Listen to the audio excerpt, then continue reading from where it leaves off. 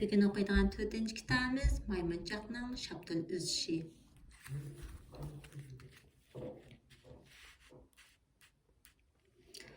Burunqi zamonda egiz tog' ustida kang, qalin o'rmonlar bor bo'lib, uningda bir to'p maymunchoqlar yashaydi ekan. Uning ichida birisi to'limi kapsiz ekan. Hem sho'xkan, hem kapsiz ekan. Shunga uni boshqa maymunlar kapsiz maymun deb atashadi ekan.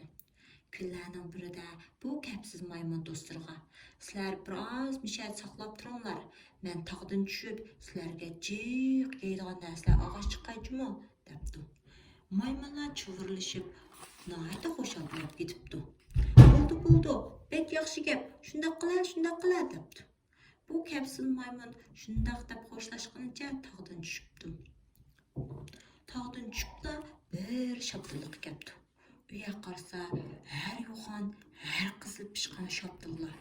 U xo'shalligida o'zi bir nachini uzib yeyotibdi-da, do'stlar uchun yana bir nachini uzib olibdi.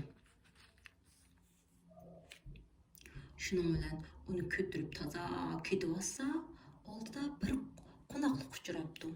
O qo'noqlar shunchalik o'xshaganki, sop-seriq, hammasi dona-dona. Shuning bilan bu maymunchoq darhol bu shaptillarni cho'ritibdi-da, "Va, bu do'stlarim ko'rib boqmagan mar esil ne'matdan ilib olaychi" deb shaptillarni cho'ritiblar, shundan bu qo'noqlarni uzibdi.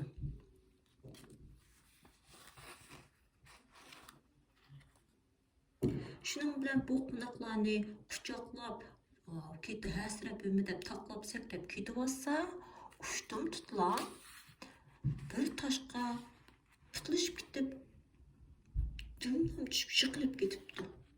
Shuning bilan buning tuzlari, dumbillari hamma yeri og'rib ketibdi. Yeliq uzvag'an qo'noqlarimi terberan bo'lib chechilib ketibdi. Endi qanday qilsa bo'lar deb mundoq qarasa, asli o'zi putlashgan, asli tavizlarning pilikiga. Shunda vah, nima degan yo'g'on, nima degan chiroyli tavizlar bu? Buning ichi cho'qim ham qizil, ham chiroyli, ham suluq. Men do'stlarimga mosh taviz ilib olaychi deb injiqlab yurib bir tavizni oron degidek pilikidan uzibdi-da, uni dumbisga yutibdi.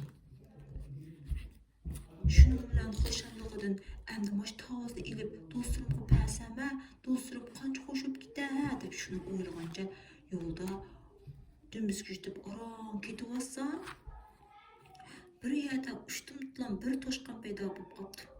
Buni ko'rgan maymunchoq, "Voyjon, bunda taviz nima ish qilma? Men do'stlarimga osh toshqanni og'ash boraychi, ular toshqanni ko'rib behushib ketdi" deb tavizni bir tashlabdi-ki, u kukum tortgan bo'lib ketibdi. Shuning bilan bu toshqanning og'rini yugurabdi, lekin toshqan bu maymun demish yuguralgashga bir yakablar yo'qolib ketibdi. Shun bu maymunchoq nihoyat tut bo'lib, uni shundoq izlabdi daraxtlikdan, o'tchupning orasidan xiyli chizgan bo'lsin, bu bo'jinani faqat topolmabdi. Oxiri kech kirib ketibdi. "Abla, shaptilmi yo'q? Tavizmi yo'q? Qo'noqmi yo'q? Endi bu bo'jina, bu toshqanchoqmi yo'q? Endi qanday qilaman?" debdi. Lekin qorong'i tushib ketgachga amalsiz taqib qaytibdi. Bu chog'da do'stlari yiliqi daraxt tubida turib, bu maymunchoqning kelishini bekmi orzulab taqozolik bilan saqlayotgan ekan. Shuning bilan do'stining quruqqan qaytib kelganini ko'rib, ko'ngli bak yerim bo'lib, hammasi cho'ldishib so'rab ketibdi. "Ey maymunchoq, sen nima kelding? Qanday noz-ne'matlarni kelding? Qulog'ingda eshitimi yo'q-ku?" debdi. Do'stining bu gapni anglagan maymunchoq nihoyatda xijolat bo'ldi.